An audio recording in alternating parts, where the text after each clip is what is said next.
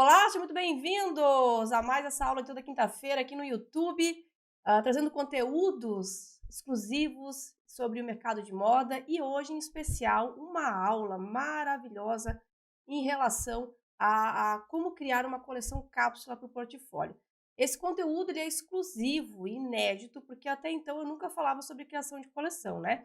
Vou mostrar como a gente faz uma coleçãozinha para o portfólio, que eu sei que é uma coisa que gera muitas dúvidas em quem está montando o material. Se você está me vendo ao vivo aqui e não é inscrito no canal, se esse conteúdo fizer sentido, se inscreva, dá o seu like, porque, querendo ou não, ajuda ao YouTube a distribuir os conteúdos do canal e também a subir o perfil. Ora, Venezuela presente! Que legal, Rodolfo! Seja muito bem-vindo, muito bem-vindo. Eu acho que eu lembro de você de outras lives aqui. Então vamos lá, gente. Uma das dúvidas, né, da questão são porque assim, o portfólio, eu vou dar uma breve introdução aqui sobre o portfólio para a gente dar entrada ao assunto, né. Muita gente me pergunta assim: "Ah, Jéssica, o portfólio da faculdade, portfólio como é que é?", enfim. Gente, o portfólio ele tem que ser algo estratégico, não pode ser algo aleatório. Eu sei que muita gente aprende a fazer portfólio na faculdade, mas lá o conceito é outro. Na realidade, lá o intuito, né, é que seja um conteúdo conceitual, de fato, né. A gente até se sente meio envergonhado de fazer um portfólio comercial dentro da faculdade, porque lá justamente o intuito é extrair o máximo da criatividade dos alunos, certo? Então, esse portfólio que você faz na faculdade, ele não é adequado para fazer, digamos assim, para levar para as empresas, né, para o mercado, porque eles não conseguem entender muito esse conceito, fica um pouco desconexo com a realidade na prática do mercado. Então, o ideal é que você sempre elabore um portfólio focado no mercado, de preferência estratégico, né, que tem vários pontos ali para ser estratégico, e além do mais, não seja só um. O portfólio não é uma coisa que você vai fazer única e, né, tchau, nossa, esse aqui vai ser meu portfólio para a vida inteira, é um livro que eu estou lançando, não.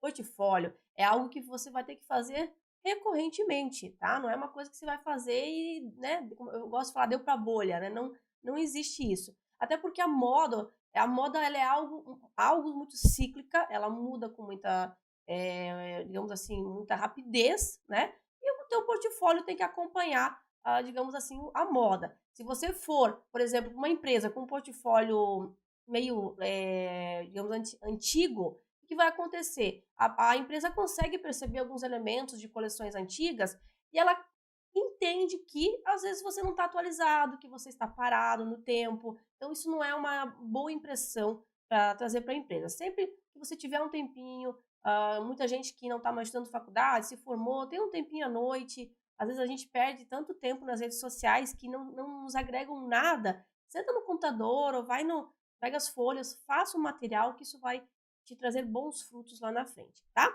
Qual é o conceito de coleção? Vamos lá.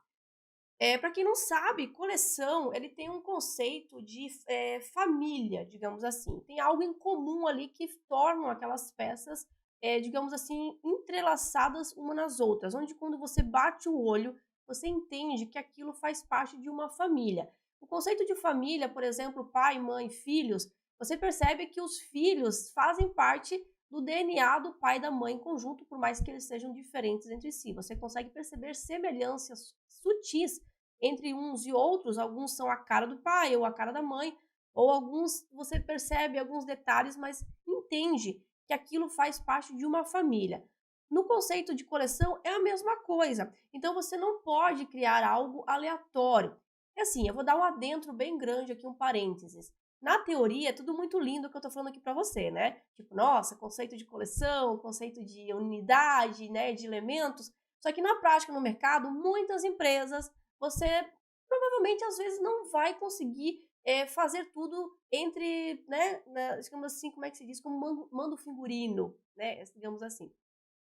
Por quê? Porque tem empresas que trabalham, dependendo do método de trabalho delas, elas trabalham com alto giro de peças e às vezes sim pode acontecer dentro de uma empresa você fazer peças aleatórias.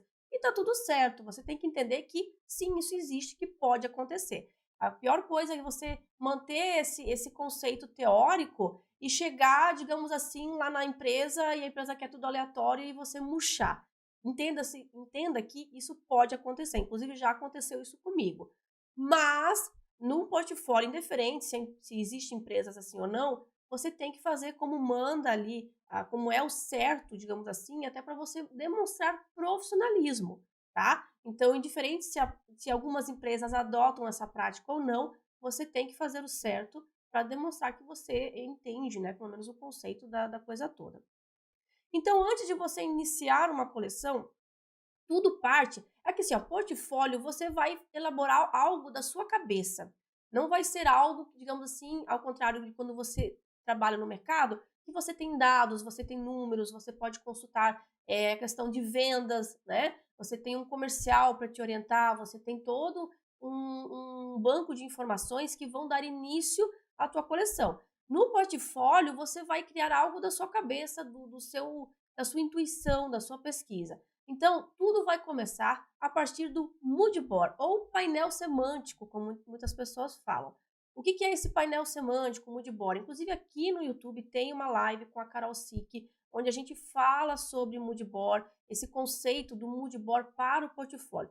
Gente, mood board nada mais é que é toda a sua pesquisa, toda a sua coleta de materiais dentro de um painel que vão te orientar na criação daquela coleção. Tá? Isso é ponto, é isso. Então você vai reunir informações como tendências, as tendências que se encaixem dentro do teu perfil, porque não é toda a tendência que vai se encaixar. Você tem que primeiro entender qual é o público, qual é a persona, para depois pegar aquela tendência e ver, não, isso aqui cabe para o meu público. Então vai lá, isso aqui vai caber para minha coleção. Coloca lá no teu mood board.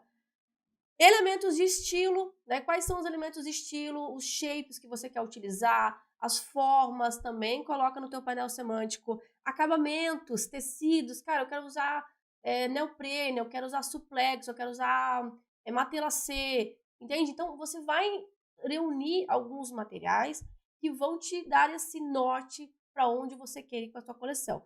Só que na escolha de materiais, na escolha de cores, que também essas cores vão sair dessa pesquisa, você pode fazer um painel enorme em relação a isso. O painel do mood board, inclusive, não precisa ser uma página, pode ser 2 páginas, uma só de tema, né, entrelaçado com a coleção e o outro só de direcionamento de acabamentos. Você pode dividir nesses 2 pontos. Você, na hora da escolha dos tecidos, cuide para não colocar informação demais, tem que ser muito focado. O menos é mais nesse caso, tá? E eu já vou explicar por quê. É bom entender que eu não vou escolher tipo mais de que 10 cores.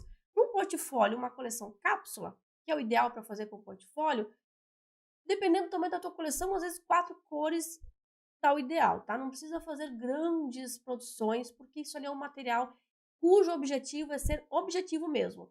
É diretaço ali, não precisa ficar enchendo linguiça para fazer esse painel semântico, digamos assim. Outra coisa, quando você fazer um mood board, que também está naquela live, eu recomendo você depois assistir, você não pode simplesmente da tua cabeça selecionar um tema. Eu vou selecionar anos 50, Poá, beleza, o Poá tá voltando. Mas assim, daqui a pouco o Poá não tem nada a ver com o que está acontecendo no momento. Então não faz sentido você trazer esse tema para a tua coleção, tá? Porque o portfólio tem que ser algo atual, que a pessoa bata o olho, ela entenda que você fez isso dentro da consciência atual que a gente está da moda, tá bom? Então assim, não vá, tipo, criar temas na tua cabeça, sei lá, tema Açores, sei lá, descobrimento do Brasil, né? Eu tô jogando aqui. Não jogue temas aleatórios que não façam sentido com o momento atual que a gente está vivendo.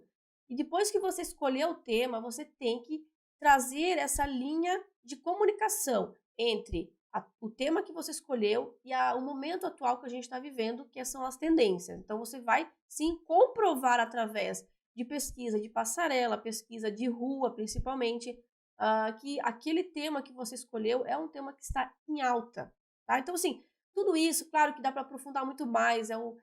Aqui eu estou mostrando para vocês que eu sei que tem muita gente que não estudou moda, tem gente que está ali do zero, tem gente que já é estilista, tem gente que, digamos assim, trabalha em empresa. Então, depois conte para mim aqui, Jéssica, eu já tenho experiência, Jéssica, não sei nada, porque daí eu tenho um direcionamento de quem está me assistindo.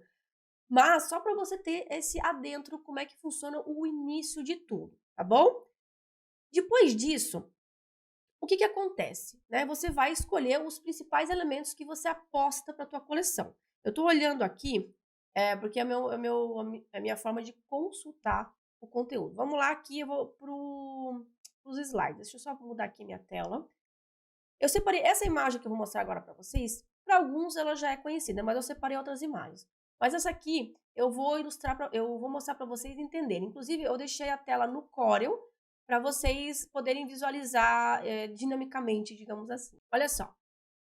Coleção para o portfólio. Gente, vocês não precisam criar a coleção enorme, tá? Se você é estilista, é legal às vezes ter um ou dois modelos adicionais ali, mas coleções cápsulas, no máximo 4, 5 modelos berrando, tá? Não precisa fazer aquela coleção enorme.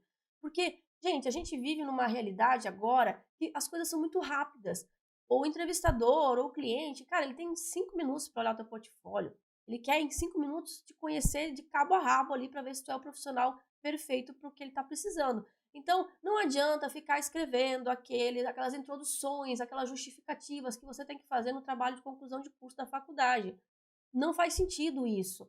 Se você quer fazer uma introdução dessa, faça para colocá-la no Behance, para quando você não estiver junto com a pessoa poder ler se ela quiser, tá? Mas a fim de portfólio, para mostrar em loco, para apresentar, eu acredito assim que, no meu ponto de vista, escritas, digamos assim, só para encher linguiça. O negócio é visual mesmo, a pessoa bater o olho, ela se identificar, cara, é isso aqui que eu preciso. Entendeu? É basicamente isso.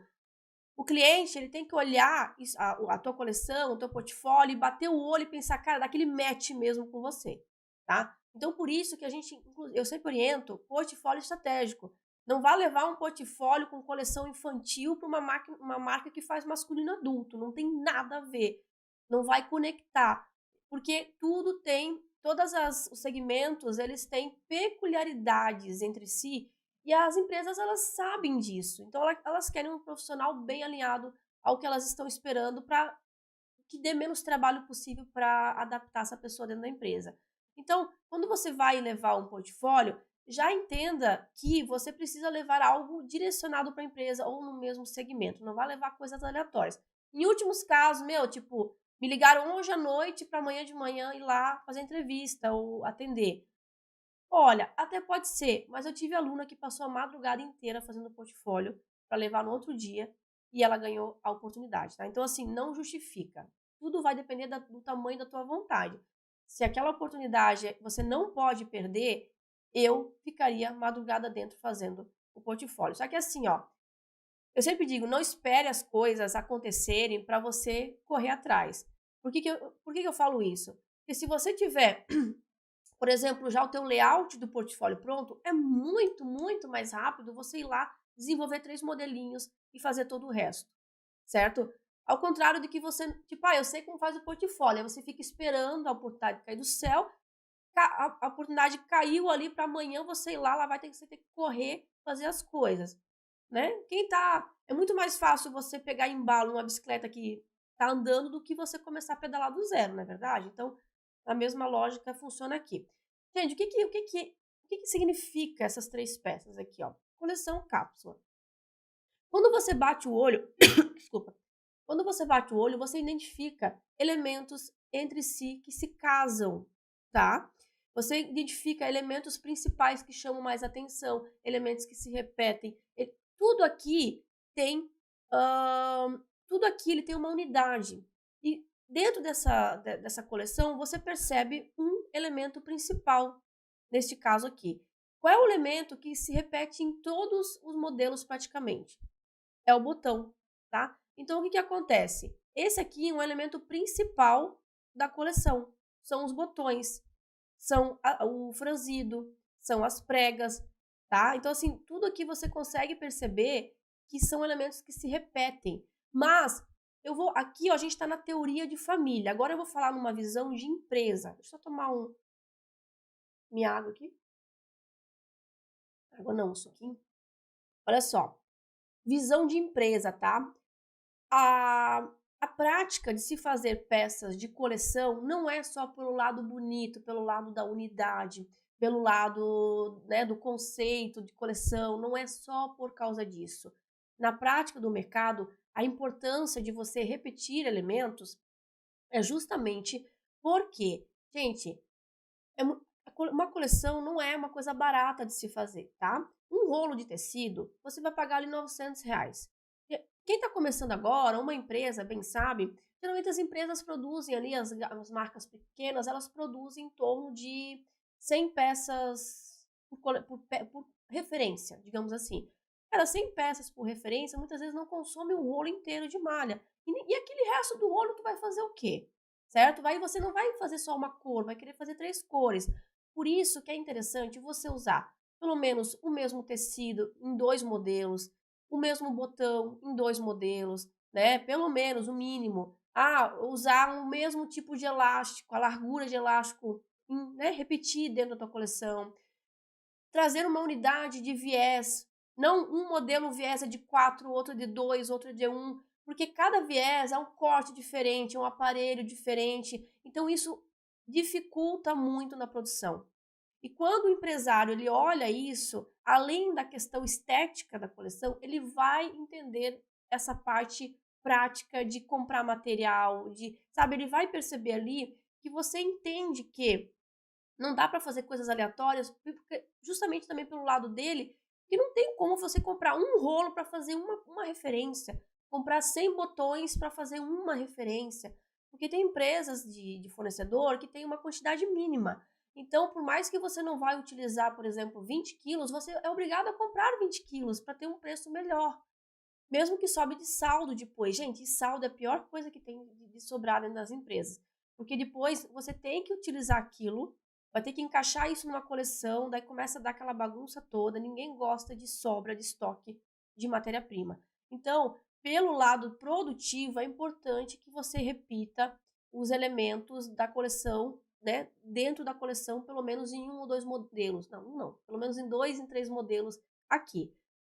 Por exemplo, aqui o mesmo botão, aqui tá diferente, né, mas o mesmo botão que eu comprei para cá, seria esse e seria esse daqui, certo? O mesmo elástico que vai aqui, a gente pode colocar a largura aqui e aqui. É claro que tem situações que você não vai conseguir, mas tente ao máximo fazer essa unidade, porque justamente quando você for apresentar a coleção, uma justificativa, um ponto que vai muito a favor de você é justificar, digamos assim: "Olha, aqui eu pensei nesse botão, porque daí você pode utilizar para os 3 modelos, certo? E assim você compra um modelo de botão só. Inclusive esses botões aqui são amadeirados, nem precisa tingir. Olha que maravilha! Tá vendo? A forma não é só você montar uma coleção, você tem que justificar, você tem que defender, porque é isso que vai mostrar o teu profissionalismo. Não é o papel com 3, 4 desenhos que vai justificar que você é um bom profissional ou não. É o que você vai falar, o que vai sair da tua boca. Por isso que não adianta, desenho sozinho não fala, você pode ter baixado do Pinterest, você pode ter baixado qualquer coisa e botado no teu portfólio. Não adianta você mostrar um portfólio numa reunião de cliente e ficar calado, tá? Então, tudo isso, na hora que você montar, é você que está montando, é você que está pensando, então ninguém precisa te ensinar isso. Você mesmo, a hora que for justificar o teu portfólio, vai poder falar da boca para fora, olha, aqui eu pensei isso aqui. Estilista, principalmente, né? Assistente de estilo, a função principal não vai ser criar a coleção, mas você, para fazer o portfólio, tem que ter um início, alguma partida, certo? Então, você, na hora de apresentar o portfólio, você pode dizer que você criou essa mini coleção para ter a partida do restante do digamos assim, do material para né, mostrar que você sabe fazer o restante, tá? Agora, uma coisa bem interessante. Cuidado, muito cuidado com a combinação de cores que você faz aqui, tá bom? Cuidado com cores, na hora que você for escolher as cores para a tua coleção, cores muito semelhantes. Esses dias eu avaliei um portfólio de uma aluna que ela queria fazer todos com os tons de pele, né? Tipo a coleção da Kim Kardashian. Mas assim, ó, ela utilizou tonalidades muito semelhantes, não tão contrastante entre si. Em vez dela escolher uma pele morena, uma pele parda, né? Não, uma morena e né, branca, amarela, enfim.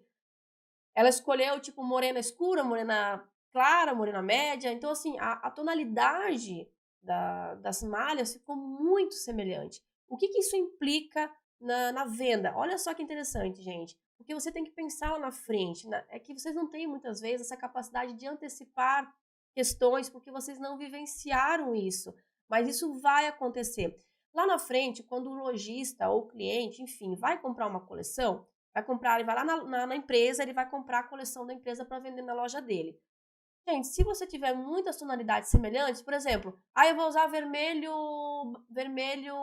né, escuro, vermelho claro. Gente, não tem sentido, não vai acrescentar venda isso, vai diluir a venda. Em vez da a pessoa não vai comprar 5, se ela tiver que comprar 10 peças, ela não vai comprar 10 do vermelho escuro e 10 do vermelho claro, ela vai comprar 5 do vermelho escuro e 5 do vermelho claro. Ela vai diluir a venda, ela não vai aumentar a sua venda por causa disso. O que vai aumentar a venda na tua coleção vai ser justamente peças que são diferentes entre si, mas elas se conversam, tá? Então, assim, na hora de escolher as cores, então tem que ser cores que elas se casam. Por exemplo, isso aqui são cores neutras que eu posso combinar com tudo. Inclusive, o cliente pode comprar a blusa e a saia, que dá para fazer ali um look, digamos assim, tá? O que eu não posso colocar, por exemplo, aqui um azul. Gente, é cor terrosa, eu não posso simplesmente jogar um azul ali, que é uma cor super fria, e eu não tenho onde combinar. Pode, na prática do mercado, às vezes acontece, você vai utilizar, tá? Na prática do mercado, a gente não olha muito isso às vezes, dependendo da marca que você trabalha.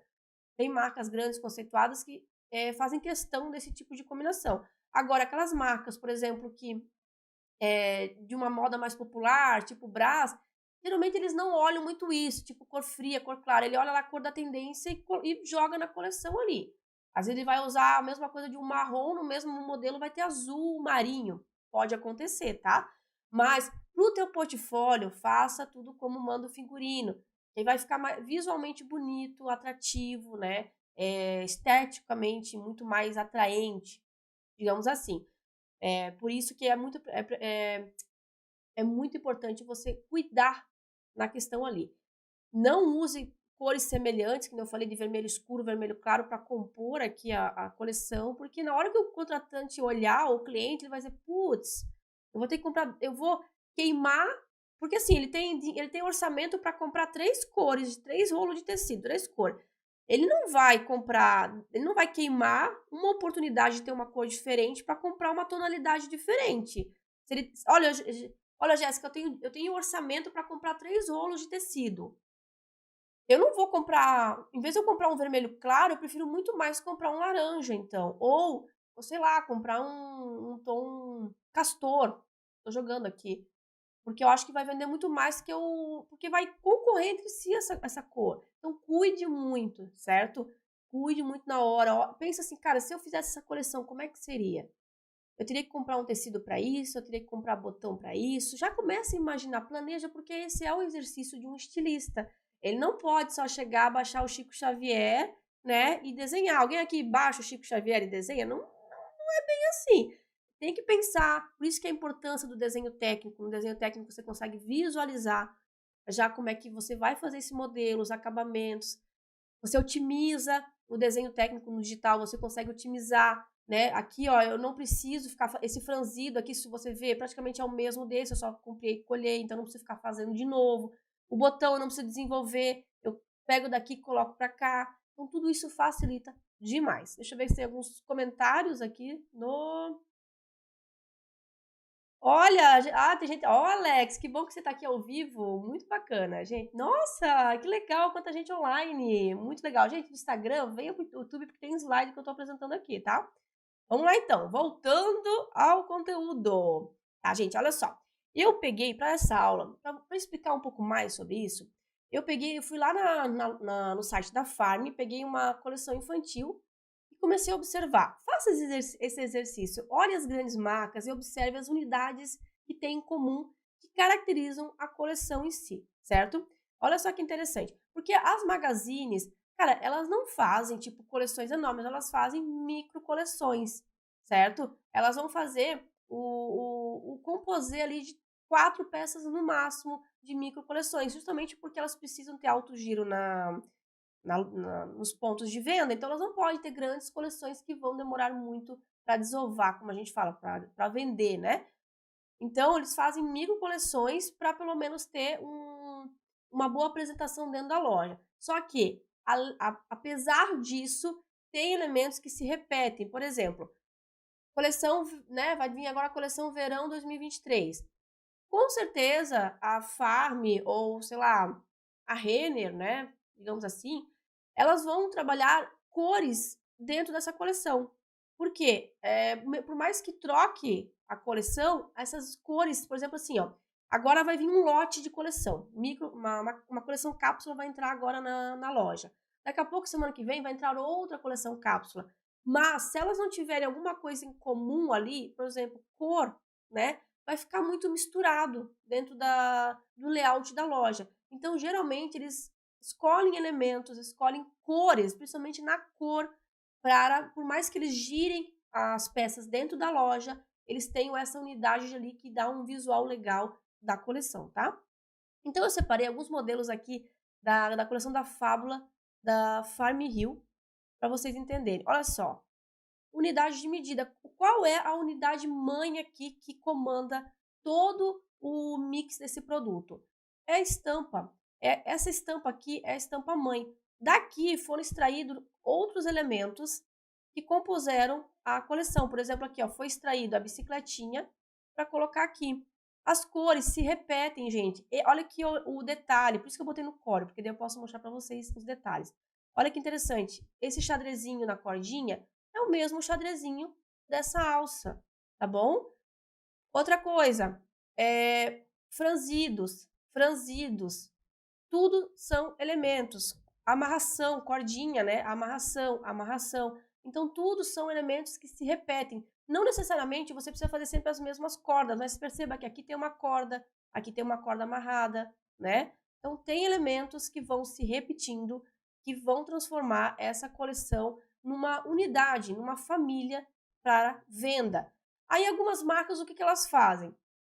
Aqui, ó, quais são as cores principais, né? Se a gente fosse mapear essas cores, aí vou colocar aqui embaixo para você ver, tá? Olha só, temos esse verde, nós temos o laranja, nós temos o amarelo, nós temos esse vermelho, nós temos, aqui são cores estamparia, ó, mas nós temos, quais são as cores principais, ó? Verde, laranja e vermelho, que são as cores que comandam a cartela. Então, eu vou até colocar aqui, ó, a cartela de cores, ó, olha que interessante. Laranja e vermelho. Tá? Vocês estão vendo a minha tela? Então, olha só. Essas cores aqui são as cores principais. E também temos essa cor aqui, ó. Que é a cor dessa blusinha aqui, que é um cremezinho. Olha só que interessante. Então, quando a Farm manda... Por que acontece? A Farm, ela manda também desenvolver empresas de private label, certo? O que acontece? Ela vai mandar um briefing, como eles fazem lá, né? Eles mandam um briefing com alguns elementos que seriam o mood board. Esse briefing é basicamente um mood board, o painel semântico, com elementos que inspiraram as empresas a utilizar esses elementos. Então, uma empresa foi lá, ou eles já mandaram desenvolver esse rapord e mandaram para as empresas, olha, a gente vai trabalhar com essa estampa aqui, eu quero que você me desenvolva uma coleção em cima dessa estampa. Aí uma empresa foi lá, fez essa blusinha aqui, aí foi lá uma outra empresa, fez essa bermudinha aqui, mas porque eles não mandam fazer tudo numa empresa só. Até porque eles distribuem, né? Tem empresas que são melhores em tecido plano, tem empresas que são melhores em meia malha. Então, eles distribuem, ó, tecido plano, a empresa tal faz melhor. O briefing é o mesmo para todas. Então, elas vão ter que seguir exatamente essas cores aqui. Exatamente. Elas vão ter que desenvolver no Pantone, mandar na tinturaria, todo mundo seguindo a mesma linha de pensamento. Então, olha que bacana isso aqui, ó. Isso aqui, basicamente, é o que eu estou explicando para vocês. Então, tem que ter uma unidade de medida que se conversa entre si. Outra ideia, eu fui lá no Pinterest. Gente, no Pinterest tem tanta ideia para fazer coleção cápsula. Não assim na questão da coleção, mas da forma da apresentação. Olha que bacana essa apresentação que eu separei aqui para vocês. Eu não achei a fonte, eu só achei eu botei aqui da onde que eu tirei, né, lá no Pinterest, depois se vocês quiserem dar uma olhada lá. Mas olha aqui, ela pegou uma modelo de fundo e fez a coleção em cima. Essa coleção aqui é uma coleção conceitual, que eu não indico para apresentar num portfólio, porque ela é tipo coleção de trabalho de acadêmico, tá? Não é uma coleção que você vai sair usando por aí, a não ser no Rock in Rio, que é o máximo que eu acho que as pessoas usariam aqui no Brasil, pelo menos. Lá em Paris, tudo bem, né? Mas aqui no Brasil a gente não costuma ser tão, digamos assim, tão irreverente assim, a ponto de sair assim na rua, né? Beleza, mas olha só. Perceba os elementos que se repetem entre si. Aqui ela utilizou duas cores somente, preto e branco, mas, olha só, alça, né, cinto, alça, laço, laço, laço, laço, franzido, franzido, franzido. Estão vendo? Essa manga aqui, ela se repete basicamente aqui, só que num outro estilo. O listra, listra. Então, isso daqui é o conceito de uma coleção, tá? Isso aqui é o conceito de uma coleção. Ó, o mesmo bolsinho que tem aqui, ó, tem aqui.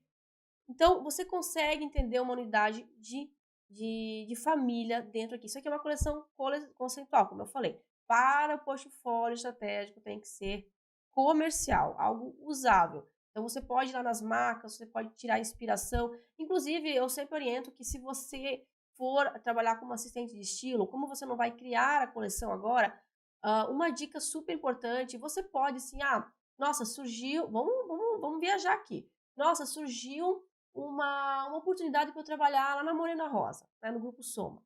Olha que legal, eu vou trabalhar para assistente de estilo. Por que você não pega peças da Morena Rosa, né? Tenta identificar as peças da coleção dentro da Morena Rosa, monta uma unidade de medida, faz o trabalho reverso. Monta uma unidade de medida, monta um mood board com pesquisa de tendência que casem com aquilo, porque você vai estar fazendo um trabalho de trás para frente, e daí depois faz a parte técnica. Porque quem é aluno do Estamada Pro sabe como é que faz todas as etapas ali do portfólio estratégico. Então, pega a coleção, faz uma etapa antes do mood board em cima do que você montou ali e depois pega aquela coleção e desmembra fazendo a parte técnica, porque afinal você vai trabalhar como assistente de estilo e é essa parte que vai principalmente pesar ali no teu portfólio, tá?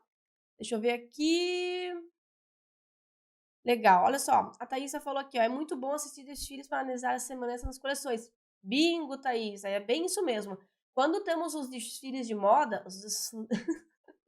quando temos os desfiles de moda, você até percebe que a sequência que os modelos entram na passarela, ela vai migrando as peças, digamos assim, vem uma peça, daí a peça atrás vem com algumas semelhanças da peça da frente e com a da peça de trás, como se fosse um degradê de modelos. Não é uma coisa que muda da água para o vinho, você entende que aquilo vai se modificando aos poucos conforme vão passando as peças, é bem incrível. Gente, vocês entenderam a questão do conceito de coleção? Deixa eu ver aqui as perguntas. Eu me formei esse ano. Que legal, Patrícia. Então você entende como é que é o conceito de coleção. A diferença é que para o mercado de moda, né, na prática, tem que ser comercial, não pode ser aquelas coleções conceituais que você utiliza na faculdade, porque aquilo lá não conecta de fato, tá? O ideal é sempre você ter esse olhar comercial, trazer acabamentos viáveis na produção, porque principalmente o que pega muito ali é a capacidade de você trazer soluções práticas que facilite na construção daquelas peças, né? Não só simplesmente jogar na mão da modelista, te vira, nossa, vamos achar uma solução aqui, mas é complicado, porque às vezes tem coisas que não dá para fazer na prática. E quando você traz os modelos comerciais, você já pega um atalho aí para o mercado, ele já está, digamos assim, nossa, ela entende do que eu preciso. Nossa, ela já está pensando em tudo. Isso é bem bacana. Para uma coleção cápsula no máximo de 2 a 3 tecidos, olha, Alex, eu acho interessante. Porque assim, ó, o portfólio, no portfólio não é o objetivo de você criar grandes coisas. Lá é uma coisa, assim, ó, você precisa de um material para montar o portfólio. Eu vou fazer 3, 4 peças. Então, assim, até 3 tecidos eu acho interessante. Mais do que 3 tecidos, praticamente você vai ter que ter um tecido para o modelo. Então, seja coerente. Se essa coleção fosse tua e você fosse botar na prática e tivesse ali, sei lá, 10 mil reais para fazer ela, entende? Pensa, raciocina dessa forma. Cara, com 10 mil reais eu conseguia fazer essa coleção? Nossa, eu vou ter que comprar cores assim. Esse aqui eu não vou poder usar esse tecido com tantas cores, porque eu não vou conseguir comprar tanto tecido. Então, né? Faça um portfólio, uma coleção, como se você tivesse R$ 10.000 para fazer ela toda. Incluindo, né, tudo, venda, marketing. Então, você vai ter que fazer um jogo de cintura para aquilo dar certo. E, gente, é um jogo de raciocínio mesmo, tá? Não é só a gente pegar as ideias da nuvem e desenhar ali artisticamente. O trabalho de moda, ele é muito mais profundo. E é isso que diferencia você dos demais profissionais. Quando você... Porque o profissional de moda, gente, ele não vende desenho, ele vende soluções. Ele vende resoluções de problemas. Ninguém contrata profissional porque, né, a única coisa que você vai comprar artisticamente é um quadro para pôr na parede. O restante dos profissionais que você vai contratar na tua vida são para resolver problemas. Você vai contratar um arquiteto não porque ele desenhou o melhor projeto, é porque ele te trouxe um projeto viável que cabe no teu bolso e que vai ficar lindo, entendeu? Então, é sobre isso. E o profissional de moda não é diferente. Se você quer elaborar algo da tua cabeça, totalmente conceitual, eu indico que você crie a tua própria marca. Ali você pode, nossa, viajar longe nas suas criações. Para o mercado, o contratante, o cliente, ele tem um olhar mais apurado em relação a custas, a viabilidade. Então, tudo isso são pontos que vão contando na hora da apresentação.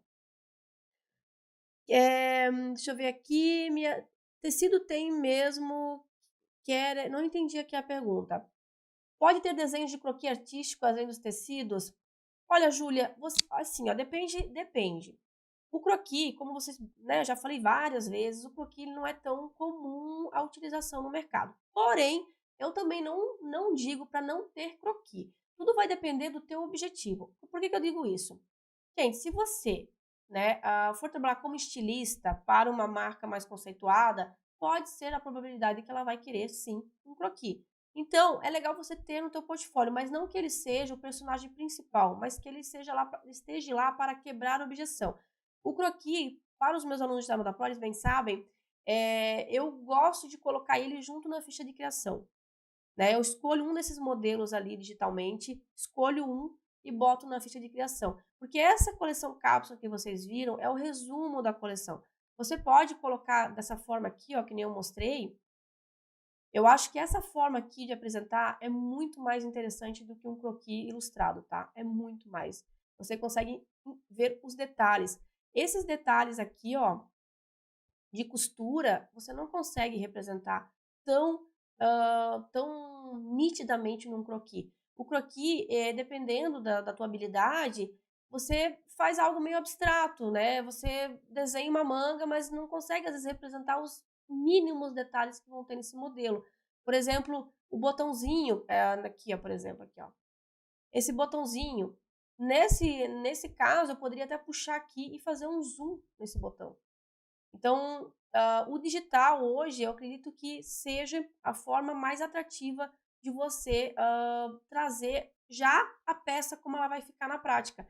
Isso daqui não é nem desenho realista, tá? Isso aqui é um desenho plano colorido. Tem a possibilidade do desenho realista que eu acho ainda mais atraente, mas não é toda a empresa que vai querer desenho realista porque ele é um valor mais agregado. Segundo o que você falou no comentário, se basear em marcas já existentes e bem comerciais para se basear na elaboração do portfólio é mais indicado? Sim, Alex, sim. Mas, com muitas vírgulas, eu indico isso quando você vai fazer uma entrevista para uma marca que você já sabe qual é. Porque assim, ó, como é que eu vou te dizer? Não faz sentido você elaborar um portfólio pensando na Farm e vai apresentar esse portfólio, sei lá, na Morena Rosa. Cara, não tem nada a ver. Além do mais que não vai pegar legal. Tipo, nossa, isso aqui tá muito cara de Farm, eu copiei da Farm. Mesmo que você fale, não, olha, eu peguei aqui esses modelos para fazer meu portfólio. Não. Gente, a estratégia é o seguinte. Você utilizar modelos de marcas é aquela marca que você vai fazer a entrevista. Porque você vai chegar lá, você vai surpreender a marca dizendo da seguinte forma: olha, como eu sabia que eu vim fazer entrevista aqui, eu tomei a liberdade de pegar alguns modelos da coleção de vocês para desconstruir aqui no desenho técnico. Acabou ali. Não é o intuito de, tipo, não vai passar uma má impressão que você queria copiar, entendeu? Agora, se você não tem, por exemplo, tempo, né? É legal que você tenha, no mínimo, uma coleção criada por você ali de 3 modelos. Gente, se você seguir certinho essa linha de raciocínio, não tem erro, certo? Apesar de que na prática do mercado as coisas são um pouco mais profundas ali, na questão de análise de venda, enfim, né? Porque uma coisa é você pensar numa persona na tua cabeça, e você definir as características dela. Outra coisa são pessoas reais, clientes reais. Mas, como você está começando, isso dali já vai quebrar um baita de um. Não é quebrar galho, mas vai te dar um baita de um atalho ali para você partir o teu portfólio. Você só vai utilizar modelos da marca quando é a marca que você vai fazer a entrevista. Não vai fazer essa estratégia e depois levar para uma outra marca. Daí fica estranho. A não ser que você tenha vários portfólios feitos e você deixa na mala e no meio da conversa a pessoa fala alguma coisa, daí você faz. Ah, sabe que uma vez eu montei um portfólio, eu fui fazer uma entrevista na Farm e eu montei um portfólio para eles, quer dar uma olhada? Entendeu? Você já está justificando antes de falar. Já não chega, não bota na mesa e, né, porque, cara, ao mesmo tempo que pode te ajudar, pode te prejudicar. Então tem que tomar muito cuidado com isso, tá? Quando ouvimos a informação certa, a qualidade flui. É verdade, é muito bom assistir desfiles. Aham, deixa eu ver aqui. Tô começando do zero, Thalita, então seja bem-vinda. Você vai aprender muito. Eu comecei há 17 anos como estilista de acessórios de moda. Olha que legal, Rodolfo. Estilista de acessórios é bem legal também. Não tenho experiência e não fiz faculdade, Thaís, então tá no lugar certo, né? Na realidade, a Thaís é aluna. Eu acho que você é aluna, né, Thaís? Sim, daí com esse material aqui você já consegue partir ali para o mercado para trabalhar, começar ali a trabalhar dentro das coleções como assistente de estilo. Deixa eu ver aqui. Mais perguntas, mais perguntas. E no caso de t-shirts e moletom, sempre é interessante colocar silk? Depende da tua estratégia. Depende da tua estratégia, tá? Por exemplo, se é uma coleção mais esportiva, uma coleção mais despojada, depende do público. Sabe o que é uma outra dica muito, muito legal? Tipo assim, ó, pra vocês, né, partir, porque eu sei como é difícil, às vezes, vocês tirarem a ideia, tipo, de alguma coisa. Cara, pensa numa marca, né? Tipo, eu quero trabalhar com feminino adulto. Aqui na minha região tem bastante empresa de modinha, né? Eu vou fazer uma coleção inspirada na Zara, por exemplo. Vai lá na Zara, você vê os elementos que ela utiliza, qual tipo de acabamento, pega uma manga de né, um decote que você gostou, pega a manga de outro, separa esses elementos ali no teu mood board e cria algo pensando numa marca. Isso é bem interessante, tá? Isso é bem interessante. Para a vitrine no Instagram, é interessante ir postando o portfólio. Diego, a estratégia do Instagram ela é um pouco diferente. Lá, a gente não posta o portfólio, digamos assim, sequenciado, por exemplo. Lá você vai gerar conteúdo. Você pode pegar elementos do portfólio e ir criando conteúdos em cima desse elemento. No Instagram é conteúdo e nada de conteúdo sequenciado, conteúdos aleatórios. O intuito lá é você demonstrar o teu trabalho e a profundidade do teu conhecimento em relação ao que você faz, né? Estou desenvolvendo uma coleção cápsula com algumas costureiras e essa aula tem me agregado muito valor. Legal, Vani Cleide, você vai aproveitar muito, muito. Leva o portfólio impresso ou leva o laptop? Olha, assim, ó, eu sempre fui a favor de levar impresso, tá? Por quê? Porque, cara, gente, vocês têm que pensar num plano B, né? E as pessoas sentam lá, é muito mais prático você pegar, digamos assim, a folha, mostrar, a pessoa poder folhear. Eu acho muito mais prático o computador. O computador eu acho ele meio distante, querendo ou não, brasileiro tem a maneira de pegar na mão, sabe? Então, por mais que você mostre no computador, cara, o computador não é da empresa, fica aquela coisa meio distante. Então, leve impresso que eu acho que vai ser melhor. Porém, quem tem laptop, leve junto o teu conteúdo no computador. Sabe por quê? Esses dias uma aluna minha fez isso e deu muito certo. Deu muito certo, porque ela já, né, já embarcou ali na conversa, já botou o computador na mesa. No fim, ela saiu, ela já começou a trabalhar no mesmo dia, entende? Então, assim, ó, eu sempre penso que você tem que quebrar objeções. Então, se levar o laptop é uma forma de quebrar uma objeção, já aproveitar o embalo ali na hora, se precisar, aproveita. Leva junto, se você tem essa oportunidade, leva. Tudo que você puder fazer para quebrar objeções e demonstrar interesse, demonstrar que você, né, quer mesmo aquilo, como é que você demonstra? Em ações. Olha, eu levei aqui meu note, se precisar a gente altera aqui na hora, né? Isso demonstra proatividade, interesse. Isso você demonstra nas entrelinhas, não é você falando, Ah, eu sou uma menina proativa, eu gosto muito, eu tenho espírito de equipe. Cara, falar todo mundo fala, né? Palavras, como é que é? Palavras convencem, exemplos arrastam. Então, você, quanto mais você demonstrar nas tuas atitudes, tem atitude. E levar o laptop, se você tiver a oportunidade, é uma delas. Thaís, você é aluna, né? Alguns nomezinhos aqui eu reconheço. Legal, gente. Então tá, anotem todas as suas dúvidas e na semana que vem eu venho com outros conteúdos densos. Então tá, meus amores. Beijão, muito obrigada pela presença de todos. Eu espero vocês na próxima aula, quinta-feira, aqui no YouTube. E se você não é inscrito no canal, né, já que eu tô exibindo aqui no YouTube, se inscreva, dá um like pro YouTube ajudar a distribuir o conteúdo e também dar relevância ao canal com tanto conteúdo denso como esse, tá bom? Beijo pra vocês, obrigado, até a próxima quinta.